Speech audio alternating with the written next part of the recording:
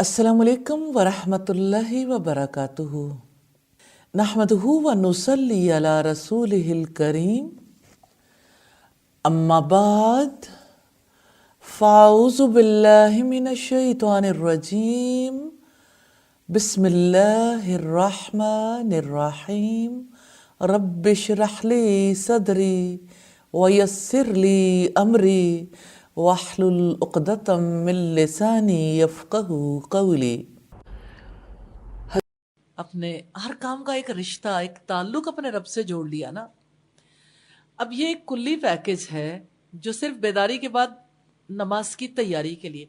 अब ये बेदारी और नमाज की तैयारी, एक है नमाज की तैयारी जो प्योरली, जो सिर्फ नमाज के लिए अजान और वुजू, नमाज और नमाज के बाद के अस्कार है। एक वो तैयारी है जो इससे पहले उठने की वजह से आप फजर के वक्त करते हैं।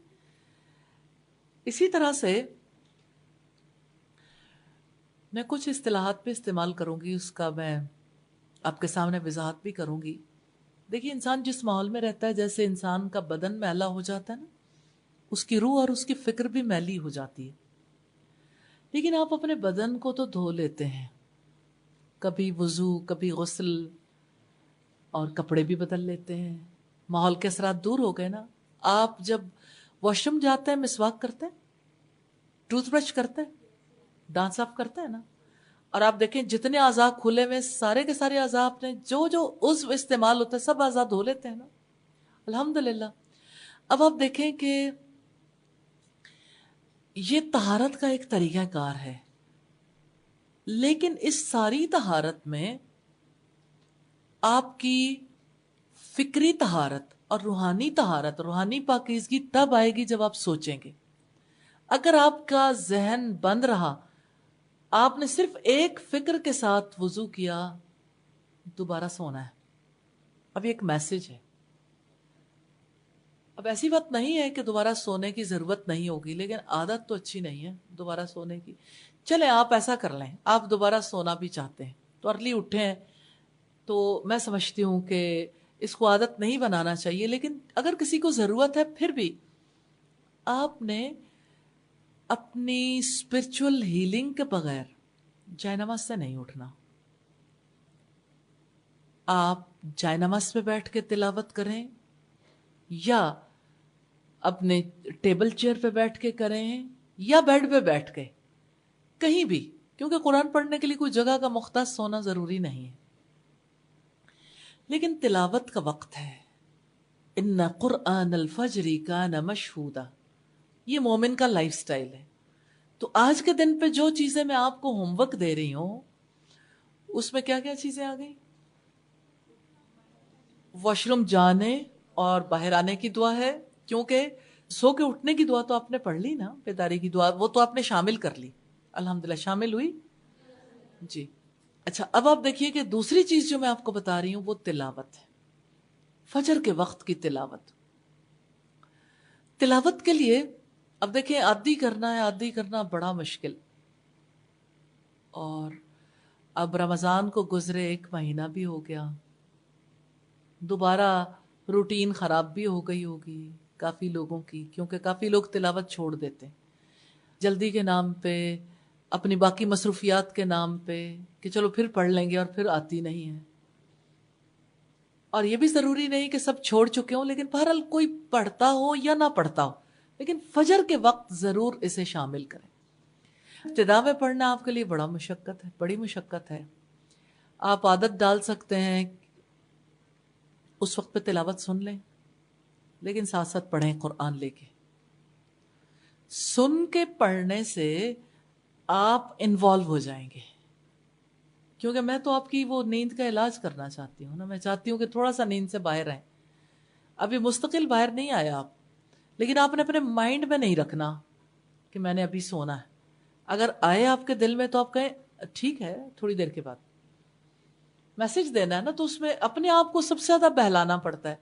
वो जो हमारे अंदर का इंसान है ना, वो भी एक मुन्ना बेबी है, उसको भी बहलाना पड़ता है। तो आप अपने आप को कहें चले थोड़ी देर के बाद देखते हैं, पहले मैं ये काम कर लूँ। उस अरसे के दौरान आप तिलावत करेंगे, इंशाल्लाह ताला दुआ करेंगे तिलावत के साथ। انشاءاللہ. اور تیسری چیز، چونکہ اب ایک ویک ہے درمیان میں جس کو آپ نے شامل کرنا ہے، آپ آج ان دعاؤں کو سیکھیں گے. جنہوں نے سیکھا ہے وہ دوبارہ سیکھ لیں. صبح و شام کے اذکار، صبح کے اذکار اور شام کے اذکار. تو صبح کے وقت ذکر کریں گے کیونکہ آپ اٹھے ہیں نا. ابھی میں نے بیداری کے بعد کی اور دعائیں نہیں بتائیں کیونکہ ایک نئی چیز شامل کر رہی ہوں نا. نیکسٹ ٹائم ہم اپنی بیداری کو اور زیادہ بہتر بنانے کی کوشش کریں گے. لیکن صبح کے اذکار اور شام کے اذکار ضرور کر لیں. بے شک بعد میں سو جائیں لیکن صبح تو ہو گئی نا. کیونکہ دوبارہ جب آپ اٹھیں گے تو پھر مشکل ہو جائے گی، پھر آپ کی افراتفری، تیزی سے کام کرنے ہوں گے، پھر مشکل ہے. میں ابھی آپ کی نیند کو مائنس نہیں کر رہی کہ اگر آپ سونا ہی چاہیں تو تب بھی اپنے پورے کام کر لیں، پھر آپ جو بھی جی چاہے کر لیں. اب آپ دیکھیے کہ آپ نے اگر پڑھنا ہے تو آپ اس ٹائم پہ پڑھ بھی سکتے ہیں. جو زیادہ کمیٹڈ لوگ ہیں وہ اس ٹائم پہ پڑھیں، سب سے زیادہ یاد ہوگا. پرائم ٹائم نیند کو نہ دیں جس میں آپ کی عقل، آپ کی روح اور آپ کے جسم کو زیادہ نفع ہو سکتا ہے. اس کو اگر آپ دے دیتے ہیں نیند کو تو ظاہر ہے کہ یعنی سونا تو ہے ہی. قبر میں کتنا عرصہ سونا ہے، تو زندگی بھی سوتے میں گزار دی تو کیا فائدہ. ضرورت کے مطابق جو سونا ہے وہ تو رات کو سو جائیں گے آپ، یا پھر اگر سونا ہے تو دوپہر کے وقت سو سکتے ہیں، لیکن اتنا ہی سوئیں جتنا سونا چاہیے. میں کراچی آئی بی میں گئی تو ان کے جو سی ڈی ڈپارٹمنٹ تھا اس کے ڈائریکٹر کہتے ہیں ایک مسلمان کی نیند 4.5 گھنٹے سے زیادہ نہیں ہوتی. اب آپ دیکھیں، آپ کو تو حیرت ہوئی ہوگی 4.5 گھنٹے، کیونکہ 4.5 کو 2 سے ضرب دے لیتے نا تو آپ سو ہی لیتے ہوں گے، اور اگر 2 سے ضرب نہیں دیتے تو کم از کم 1.5 گنا تو سو ہی لیتے ہوں گے. اچھا، کہنے لگے کہ دیکھیں ایک مسلمان نے جب نصف شب کو بیدار ہونا ہے، تہجد پڑھنی ہے، تو ان کو ظاہر ہے کہ اتنی نیند تو نہیں ملے گی، اور قیلولہ کرنا ہے تو قیلولہ تو مختصر ہوتا ہے. تو خیر یہ ان کا اپنا نظریہ ہے، اس کا یہ مطلب نہیں ہے کہ سارے لوگ 4.5 گھنٹے کی نیند لینی شروع کر دیں. سائنٹیفکلی اگر ہم دیکھیں تو 6 آورس کی سلیپ دیٹس انف. تو اس کا مطلب 1.5 گھنٹہ اور سو سکتے ہیں آپ. لیکن اب آپ اپنے اوپر جو پابندی لگائیں گے وہ یہ کہ سارا وقت میں نے سونے کے لیے زندگی نہیں بسر کرنی کہ ہر وقت میں یہی سوچتی رہوں کہ میں نے ابھی سونا ہے، ابھی سونا ہے. تو باقی یہ کہ عین اس موقع پر جب آپ نے قرآن پڑھنا ہے، آپ بوجھل ہوئے ہوئے ہیں، آپ کے لیے مشکل ہے، تو ابتدا میں آپ سو لیں، کوئی بات نہیں. ابھی ہم نیند کو کنٹرول نہیں کر رہے. یعنی ایک ہیبٹ اپنانی ہے نا، تو اس کو طریقے سے ہی بیچ میں پینیٹریشن ملے گی نا، کہ آپ اسے طریقے سے ہی اپنی زندگی میں لانے کی کوشش کریں گے انشاءاللہ. تو پھر آپ کو باقی بھی موقع مل جائے گا صحیح کرنے کا. ایک ہی وقت میں سارے کام نہیں ہونے. تو آج کے دن پہ صبح کی تلاوت انشاءاللہ، لیکن تلاوت کے لیے آپ اپنا پلان بنائیں گے کتنے دنوں میں قرآن ختم کرنا ہے. آپ کتنے دن میں ختم کرتے ہیں؟ سچ جی؟ 2 months؟ کوئی اور 1 year بھی ہوگا کسی کا؟ 1 year نا. اچھا آپ کا؟ اچھا جی. 10 days میں بھی. میں یہ سمجھتی ہوں کہ 1 پارا ڈیلی بڑا ٹارگٹ نہیں ہے. اس کے اوپر میکسیمم ½ an hour لگتا ہے. آپ تلاوت ساتھ لگا کے سن لیں ½ an hour. آپ دیکھیں ذکر کا کتنا ٹائم لگے گا، نماز، ذکر، ساری چیزیں ملا کے ٹوٹل آپ کے 45 منٹس بھی نہیں لگیں گے. 40 to 45 منٹس ختم. اب آپ چاہیں تو سو جائیں، چاہیں تو کام کر لیں، چاہیں تو ناشتہ بنا لیں. ہم باقی کام بعد میں دیکھیں گے انشاءاللہ. تو اس ویک میں آپ نے جو چیزیں پختہ کرنی ہیں، اپنی صبح کی بیداری اس کو پختہ کرنا ہے، نماز کے لیے انتظامات، آپ کی صبح کے اذکار اور تلاوت انشاءاللہ تعالی. ٹھیک. اور کھانے سے پہلے بسم اللہ تو آپ پڑھتے ہی ہوں گے الحمدللہ، اور کھانے کے بعد الحمدللہ بھی پڑھتے ہی ہوں گے.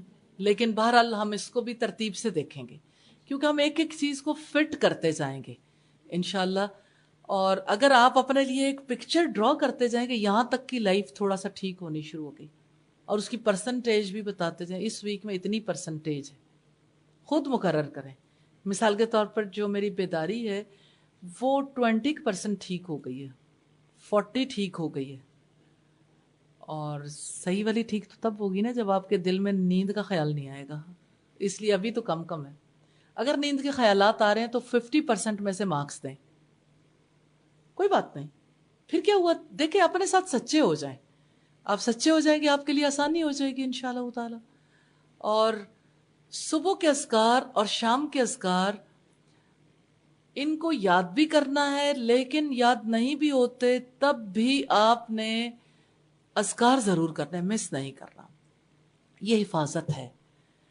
مجھے ایسا لگتا ہے صبح کے اذکار کا لفظ لفظ ایسا ہے جو ایک پورے طریقے سے بندگی سکھاتا ہے، پورا وے فوکسڈ کر دیتا ہے صبح کا ذکر، جو رسول اللہ صلی اللہ علیہ وسلم ذکر کرتے تھے، جس میں 3 دفعہ سورہ اخلاص ہے، 3 دفعہ سورہ الفلق ہے، 3 دفعہ سورہ الناس ہے، 1 دفعہ آیت الکرسی ہے، 3 دفعہ بسم اللہ الذی لا یضر ہے۔ اچھا، اب بسم اللہ الذی لا یضر جو ہے نا، یہ والی دعا اگر آپ عام حالات میں بھی کرتے ہیں تو آپ کو اللہ تعالیٰ بہت برکت دیتے ہیں۔ آپ برکت کے لیے کسی وقت بھی پڑھنا چاہیں تو آپ اسے پڑھ سکتے ہیں درود پڑھنے کے ساتھ۔ میں یہ اس وجہ سے آپ کے سامنے بات رکھ رہی ہوں کیونکہ آپ ایک حصار میں آ جاتے ہو نا، جہاں آپ کو ضرر نہیں پہنچائے گی کوئی چیز، تو ظاہر آپ کے لیے خیر ہی خیر ہے اللہ کی جانب سے انشاءاللہ۔ کوئی سوال اس بارے میں کرنا چاہیں صبح کے اذکار کے حوالے سے؟ جی ہاں، ایک بار آپ صبح ضرور پڑھیں۔ اگر آپ کو شروع میں مشکل لگ رہی ہے، ٹھیک ہے، ایسا کر سکتے ہیں آپ پہلے دن پہ کم کر لیں، لیکن مجھے ایسا لگتا ہے کہ ایک ہی دفعہ مشکل کاٹ لیں، ایک دفعہ کاٹ لیں، ایک دفعہ آپ یہ کہہ لیں کہ میں نے اس کو عادت بنانا ہے، کیونکہ ایک پارہ پڑھیں گے تو وہ بھی 30 دن میں قرآن ختم ہوگا، جبکہ آپ کو تو زیادہ پڑھنا چاہیے۔ تو اگر آپ یہ سمجھیں کہ ابھی ممکن نہیں ہے تو پھر اگلے ویک میں بتائیے گا، اس ویک میں آپ ایک رب پڑھ لیں، ایک رب پڑھ لیں یا نصف پڑھ لیں۔ ایک رب پڑھیں گے تو کتنا ٹائم لگے گا؟ جی 7 سے 8 منٹ لگیں گے۔ اس وقت میں چاہتی ہوں کہ تھوڑا سا صبح کے اذکار پہ غور و فکر بھی کر لیں اور آپ دعائیں یاد کر لیں۔ تو کون سنائے گا؟ کوئی دعا شروع کر لیتے ہیں ہم۔ جی، سبحان اللہ و بحمدہ، اس کے ساتھ ایک واقعہ بھی ہے، اور واقعات یاد کرنے سے انسان کو بڑا اچھا لگتا ہے جب اکیلے بیٹھے ذکر کر رہا ہوتا ہے۔ کس کو واقعہ آتا ہے آپ لوگوں میں سے؟ آپ صلی اللہ علیہ وسلم گھر سے نکلے، جب فجر کی نماز پڑھنے گئے، پھر آپ وہاں ساتھیوں کے درمیان ٹھہر گئے، پھر جب آپ واپس آئے تو آپ کی زوجہ مطہرہ اپنی جگہ پر بیٹھی ہوئی تھی۔ آپ صلی اللہ علیہ وسلم نے فرمایا کہ میں آپ کو 4 ایسے کلمات بتا سکتا ہوں کہ جن کا اجر و ثواب فجر سے لے کے اس وقت تک بیٹھنے سے زیادہ ہے، اور جو لوگ ذکر کرنے والی زندگی گزارنا چاہیں ان کو بھی میں ایک پیکج ضرور بتانا چاہتی ہوں جو بہت اعلیٰ قسم کی کوالٹیز رکھنے والے اپنا سکتے ہیں۔ جو زندگی زیادہ اچھی گزارنا چاہیں وہ بھی پیکج تو ہونا چاہیے۔ ایک سوال آپ نے کیا کہ اگر ایک پارہ ایک وقت میں کمپلیٹ نہ کریں تو میں نے کہا چلو ایک رب کر لیں، ٹھیک ہے، آپشنز ہے نا، لیکن اگر کوئی ایک پارے سے زیادہ پڑھنا چاہے تو اس کے لیے رکاوٹ تھوڑی ہے کہ وہ ایک ہی پارہ پڑھے۔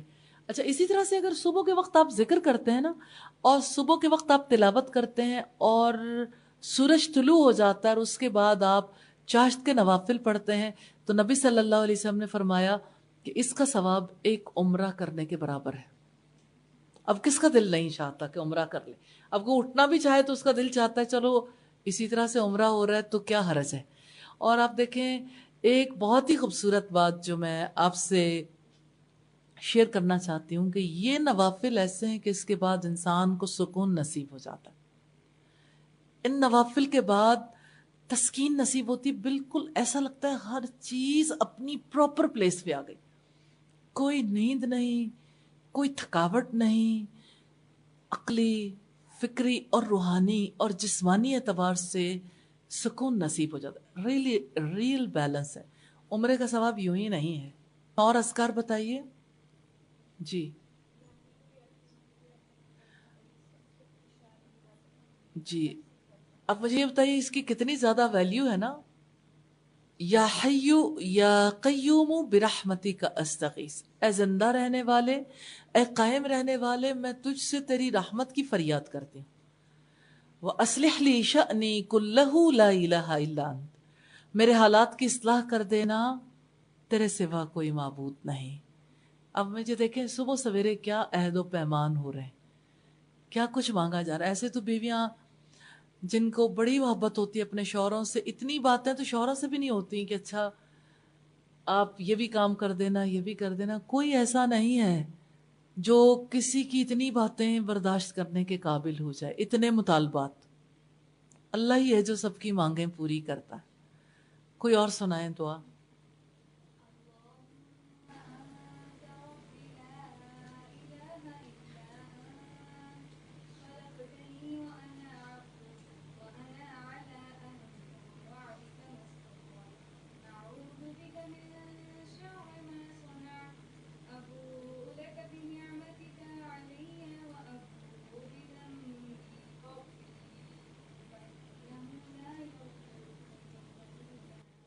بہت پیاری دعا سید الاستغفار، مجھے بہت پسند ہے. اللہم انت ربی، کتنی محبت ہے نا. اللہ تو میرا رب ہے، اللہ تو میرا رب ہے. کتنی پیاری بات. خلقتنی، تو نے مجھے پیدا کیا ہے. وَأَنَا عَبْدُكَ، میں تیرا بندہ.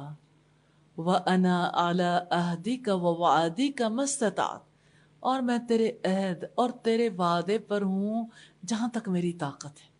کتنا ترجمہ جاننا ضروری ہے نا، کہ جو میں نے تیرے سے وعدے کیے نا، جو تو نے مجھ سے وعدے کر رکھے ہیں، میں نے اپنے آپ کو تیرے وعدوں کا پابند بنا لیا ہے.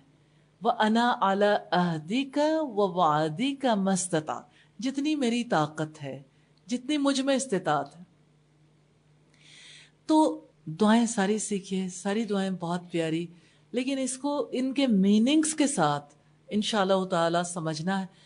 کیا یہ ممکن ہوگا کہ آپ ان دنوں میں اس کی کچھ نہ کچھ دعائیں یاد کر لیں، اور آج بھی اس دفعہ اور اگلی دفعہ میں صبح شام کے اذکار پورے یاد کروا دیں. اللہ تعالی ہمیں آسانیاں پیدا کرنے والا بنائے. گزشتہ کے حوالے سے جو کام ہمارے ذمے تھے ہم کہاں تک کر پائے، تو میں سب سے پہلے تو آپ کو مبارکباد دینا چاہتی ہوں کہ اللہ تعالیٰ نے آپ کے دلوں کو وہ جذبہ عطا کیا ہے جس کی وجہ سے آپ اپنی زندگی سے محبت کرنے لگے ہیں، اپنی زندگی کو بہتر بنانے کے لیے کوشش کرنے والوں میں شامل ہو گئے. جب کوئی کوشش کرتا ہے تو اللہ رب العزت کی جانب سے پھر امداد بھی آتی ہے. میں یہ سمجھتی ہوں کہ اگرچہ لاجیکلی بہت ساری باتوں کو سمجھنا ضروری ہے، لیکن مدد تو اللہ ہی کی ہے، اور آپ کا رشتہ اللہ تعالیٰ سے. آپ اپنی زندگی سے پیار کرتے ہیں تو اس زندگی کے لیے ہم نے وہ راستے، وہ طریقے سیکھنے کے کس طرح سے ہم کس جگہ پہ ہم اللہ کے اصولوں کو فالو کریں گے، کہاں ہم مدد مانگیں گے، کیسے ہم مدد مانگیں گے، اور کس طرح سے ہم پوری زندگی کی نیٹ ورکنگ کریں گے. اس وقت ہم وہ نیٹ ورکنگ دیکھ رہے ہیں جو اللہ رب العزت نے کی اوقات کے حوالے سے، ٹائم مینجمنٹ کے حوالے سے. ہمارے اوقات کو کس طرح سے اللہ رب العزت نے زیادہ بینیفیشل بنا دیا. ہم ان اوقات میں اپنے رب سے کنیکٹڈ ہو کے کس طرح سے نفع اٹھا سکتے ہیں. تو آپ دیکھیے، اصل حقیقت یہ ہے کہ ہر چیز اپنی اصل کی طرف لوٹتی ہے. آسمانوں پہ تڑپنے والی بجلیاں اپنے مرکز کی طرف کیسے لوٹتی ہیں کہ ہر بار جب بجلی چمکتی ہے تو وہ اس کا ایک اور ارادہ ظاہر کرتی ہے کہ یہ بجلی موقع ملنے پہ چیر پھاڑ کے راستے کی ہر رکاوٹ کو عبور کر کے زمین کے مرکز تک جا پہنچے. جو کچھ راستے میں آتا ہے اسے تو وہ جلا دیتی ہے، لیکن خود مرکز تک چلی جاتی. عجیب بات ہے، آسمان کی چیزیں زمین پہ آنا چاہتی ہیں اور زمین کی چیزوں کا آسمان کے ساتھ رابطہ اور لنک. اسی طرح سے انسان کی روح ہے نا، اللہ نے ہم میں اپنی روح پھونکی ہے، وَنَفَخْتُ فِيهِ مِن رُوحِي، میں نے اس میں اپنی روح پھونکی ہے. تو یہ روح زمین کی چیز نہیں ہے. یاد رکھیے گا، اس وجود کی مٹی اس زمین کی ہے، روح زمین کی چیز نہیں ہے. روح آسمانوں سے آئی ہے. روح اللہ کے فرشتے لے کر آتے ہیں، وہ روح پھونکی جاتی ہے، پھر انسان کو زندگی ملتی ہے. اور جس وقت انسان کی ڈیتھ ہوتی ہے تو وہ روح کھینچ لی جاتی ہے، پھر اس کا بدن جو زمین کا ہوتا ہے وہ زمین کو دے دیا جاتا ہے، آسمان والی چیز آسمان کی طرف لوٹ جاتی ہے. لیکن اگر کوئی روح برے کام کر کے آئی ہو تو آسمان سے سیدھا زمین پر پٹک دی جاتی ہے. اس سے ہمیں پتا چلتا ہے کہ زمین کی چیز نہیں، اگرچہ روح پھر بھی زمین کی طرف پٹک دی جاتی ہے جس وقت روح کی بدعمالیاں، یعنی انسان کی بدعمالیاں روح کی سیاہی کی صورت میں سامنے آتی ہیں. تو یوں ہم دیکھتے ہیں کہ اس روح کا اصل تعلق خالق سے ہے. یہ روح بھی بے قرار رہتی ہے جب تک اس کا تعلق خالق مالک سے نہ بن جائے. جس جگہ پہ جا کے جڑتا ہے تعلق، وہی دراصل انسان کی پاور حاصل کرنے کا وقت بن جاتا ہے. آپ زمین پر بھی دیکھتے ہیں، مقناطیس کے ساتھ لوہے کو رگڑے تو لوہے میں مقناطیسیت پیدا ہو جاتی ہے. بس یہ بندے اور رب کا تعلق کہ ہر بار انسان قوت کے لیے اپنے رب کے حضور جاتا ہے، اور رب کے حضور جانے کے لیے اسے اپنے مقام سے سم ٹائم جھکنا بھی نہیں پڑتا. آپ لوگوں کی نظروں میں اپنے مقام پر ہی ہوتے ہیں اور آپ کا کوئی تعلق ارد گرد والوں سے نہیں ہوتا. حضرت عائشہ صدیقہ رضی اللہ تعالیٰ عنہ کہتی ہیں کہ رسول اللہ ہمارے درمیان بیٹھتے تھے، بات چیت کرتے تھے، لیکن جب اذان کی آواز آتی تھی تو آپ ہم سے یوں بے تعلق ہو جاتے تھے جیسے ہمارے ساتھ کوئی تعلق جاری نہ ہو. اپنی جگہ پر بیٹھتے ہوئے ڈسکنیکٹ ہو جاتے تھے. آپ نے اپنی لائف میں ایسے ڈسکنیکٹ ہونا سیکھنا ہے. اصل میں یہ ڈسکنیکٹ ہونا آپ کو نفع دے گا. ایسا نہیں ہے کہ آپ اپنی دنیا میں بھی اسی طرح سے مصروف رہیں اور آپ کا تعلق اپنے رب سے بھی مضبوط ہو جائے. یہ نہیں ہو سکتا. ڈسکنیکٹ ہوں گے تو اللہ سے کنیکشن جڑے گا. ہم آپ سے کیوں کہتے ہیں کہ رب کی بات سننے کے لیے آئے موبائل ڈسکنیکٹ کر دیں؟ کیونکہ یہ رب کا وقت ہے نا. ہم اپنے رب کے بارے میں سوچیں، اپنے زندگی کے طور طریقوں کے بارے میں، وہ بھی رب کے بتائے. لیکن نماز بڑا خاص وقت ہے، ذکر بڑا خاص وقت ہے، تلاوت بڑا خاص وقت ہے. اور 5 اوقات کی تنظیم اللہ رب العزت نے اس طرح سے کی ہے. کیا ہی بات، کیا ہی خوبصورت بات ہے، کتنی خوبصورت تنظیم ہے جس کی وجہ سے روح کا تعلق رب سے جڑ جاتا ہے. اور اس کنیکٹیویٹی کے ساتھ ایسا لگتا ہے جیسے موبائل کی چارجنگ ختم ہو جاتی ہے نا تو آپ چارج کر لیتے ہیں.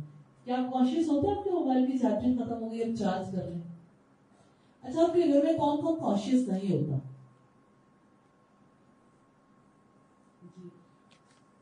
عام طور پر آپ کہتے ہیں امی کانشیس نہیں ہوتی، اس لیے کہ امی کا زیادہ تعلق نہیں ہوتا موبائل کے ساتھ.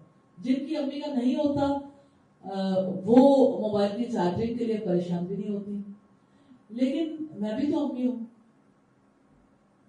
تو میرے چونکہ معاملات تھوڑے سے مختلف ہیں، اور میری طرح کی ہزاروں لاکھوں خواتین ایسی ہیں جن کے معاملات مختلف ہیں جو بہت زیادہ کانشیس ہوتی ہیں. ہم تو صرف یہاں پہ یہ دیکھ رہے ہیں کہ موبائل کے اندر جب چارجنگ نہیں ہوتی، ہمیں اس چارج کا پتہ ہے وہ کہاں سے ہونی ہے چارجنگ. اس کو ہم یہ نہیں کہتے کہ اس کی چارجنگ جو ہے وہ چلو ہم سوئی گیس سے چارج کر لیں، اگر وہ بھی تو ایندھن ہے. اچھا چلو ہم بجلی سے چارج نہیں ہوتا تو اس کے لیے کوئی اور سورس اختیار کر لیں. ایک ہی سورس ہے، لائٹ سے ہی چارجنگ ہوتی ہے. ممکن آئندہ آنے والے کل میں کوئی اور سورس بھی دریافت ہو جائے. تو یاد رکھیے گا، زندگی میں ہماری زندگی متوازن تب ہو سکتی ہے جب ہماری مسلسل وقفوں کے درمیان چارجنگ ہوتی ہے. انسان نہ کھانے سے صحیح قوت حاصل کرتا ہے، نہ سونے سے وہ صحیح قوت حاصل ہوتی ہے. ویسے سونا بھی ضروری ہے فریش ہونے کے لیے، کیونکہ تھکاوٹ ہو جاتی ہے نا اعضاء کو. لیکن اب یہ دیکھیے، وہ آپ اس کے بارے میں کیا کہیں گے کہ عادت ہی بنا لی ہے تم نے تو منیر اپنی، جس شہر میں بھی رہنا اکتائے ہوئے رہنا. پوری جنریشن کا یہ حال، ہر جگہ اکتائے پھرتے ہیں، ساری سہولیات موجود ہیں، اکتائے ہوئے بیزار، کپڑے بدلنے کو جی نہیں چاہتا، جوتا بدلنے کو جی نہیں چاہتا، کام کرنے کو جی نہیں چاہتا، ہر وقت تھکے تھکے. ہاں ایک چیز جو ہے وہ فریش کر دیتی ہے، وائی فائی. وائی فائی کسی کو خوش کرتا. اب آپ دیکھیے، جیسے میں ایک ہاسپٹل میں گئی تو ہاسپٹل میں یہ انہوں نے اپنا سلوگن بنایا ہوا ہے، together we care, wifi is available ہے. آپ اندازہ کر سکتے ہیں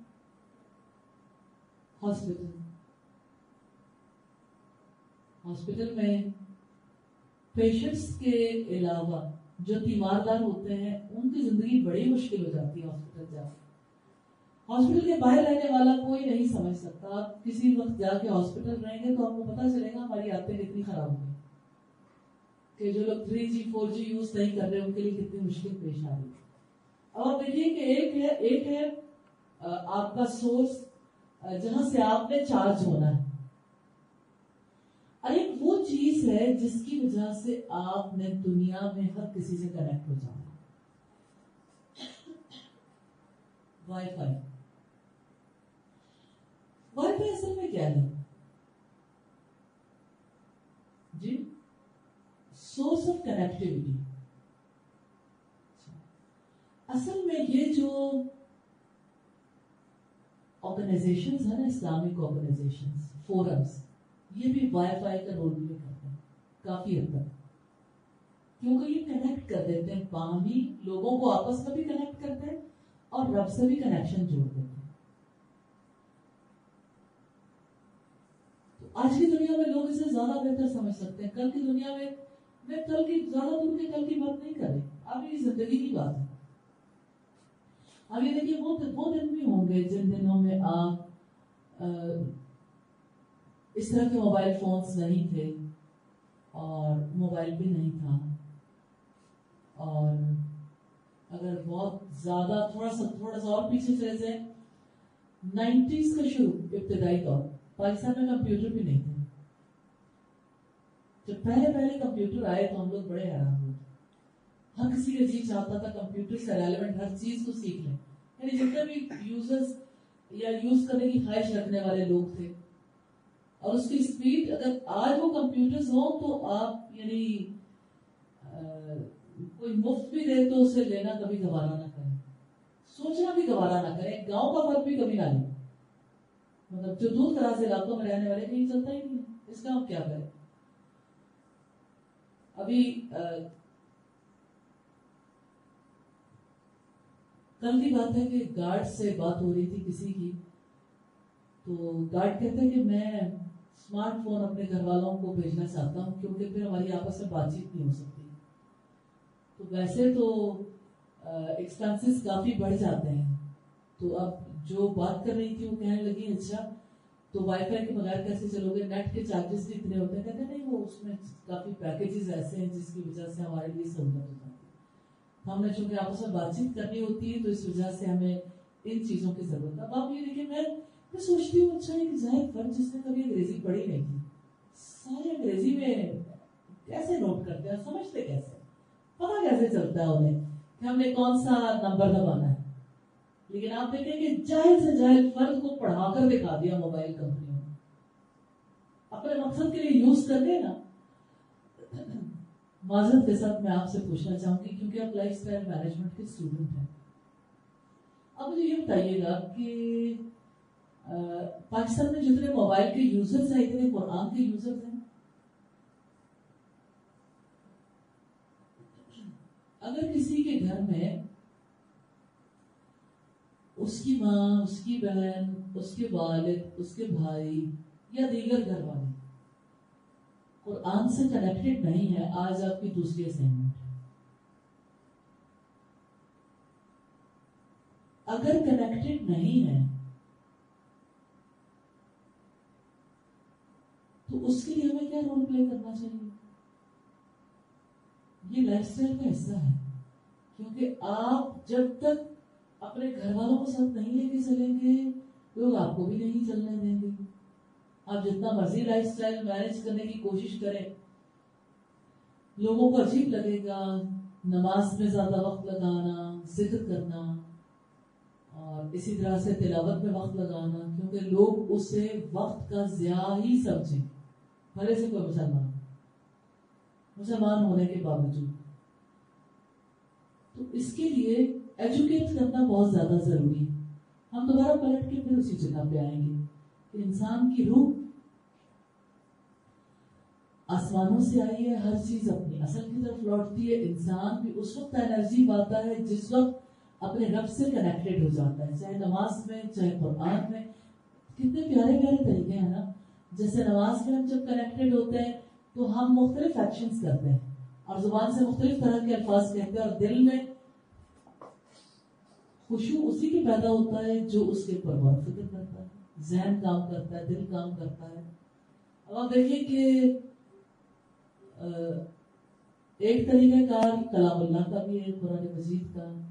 تو قرآن مجید کے توسط سے آپ اللہ تعالیٰ سے کیسے کنیکٹ ہوتے ہیں، اللہ تعالیٰ کلام کرتے ہیں۔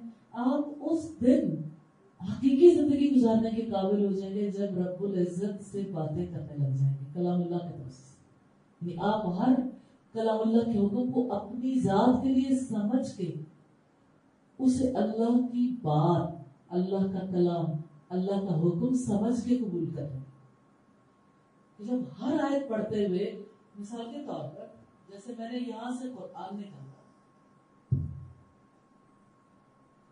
اور یہاں پہ جو آیت میرے سامنے ہے وہ ہے فَلَمَّا نَسُوا مَا ذُكِّرُوا بِهِ فَتَحْنَا عَلَيْهِمْ أَبْوَابَ كُلِّ شَيْءٍ حَتَّى إِذَا فَرِحُوا بِمَا أُوتُوا أَخَذْنَاهُمْ بَغْتَةً فَإِذَا هُمْ مُبْلِسُونَ۔ سو جب انہوں نے اس نصیحت کو بھلا دیا جو انہیں کی گئی تھی تو ہم نے ان پر ہر چیز کے دروازے کھول دیے، حتیٰ کہ جب وہ خود ان پر اترانے لگے جو وہ دیے گئے تو ہم نے اچانک ان کو پکڑ لیا تو اچانک وہ مایوس تھے۔ آپ دیکھیے اس میں ہمارے لیے، میرے لیے کیا بات ہے۔ نارملی قرآن پڑھنے والے کہتے ہیں اچھا وہ کون لوگ تھے جو اللہ کے کلام کو بھول گئے یا اس چیز کو بھول گئے جو اللہ تعالیٰ نے یاد دلائی تھی۔ پھر جب وہ اس نصیحت کو انہوں نے بھلا دیا جو انہیں کی گئی تھی تو ہم نے ان پر ہر چیز کے دروازے کھول دیے۔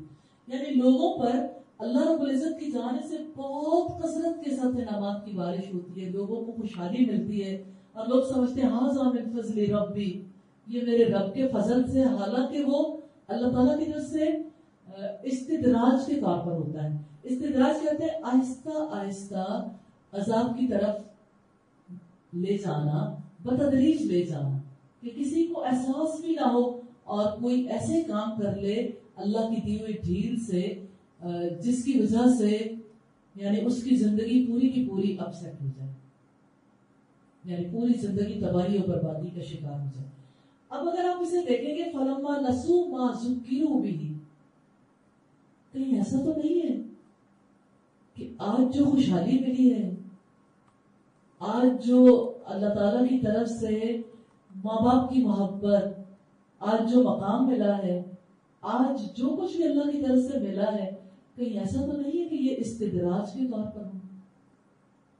غور و فکر کا موقع مل گیا نا، کیونکہ اس میں پچھلی قوموں کے بارے میں آپ نے جو کچھ پڑھا وہ تو سمجھنے کے لیے، زندگی کے لیے یہ کلام ہے۔ ہر جگہ یہ دیکھیں میرے لیے اس میں کیا ہے۔ وہ پہلے تو لوگ کیا کرتے تھے نا، بہت زیادہ کہانیاں تھیں۔ الادین کا چراغ جب کبھی رگڑا جاتا تھا تو جن حاضر ہو جاتا، وہ کہتا تھا کیا حکم ہے میرے آقا۔ تو اصلاً ہر آیت پر ہر فرد کو یہ سوچنا چاہیے کیا حکم ہے میرے آقا. یہ ہے کلام اللہ کو پڑھنے کا انداز.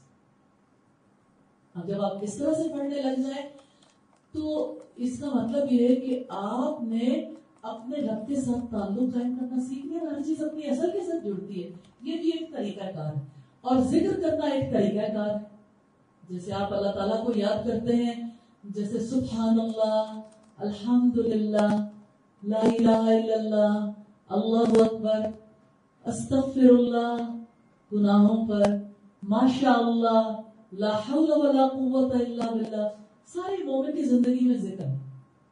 ایسے ہی صبح شام کے اذکار ہیں, ایسے ہی نماز کے بعد کے اذکار ہیں. تو یہ ذکر ہے جس کی وجہ سے ہم کنیکٹ ہو جاتے ہیں. ایک دفعہ پھر ہمارا رابطہ جڑ جاتا ہے.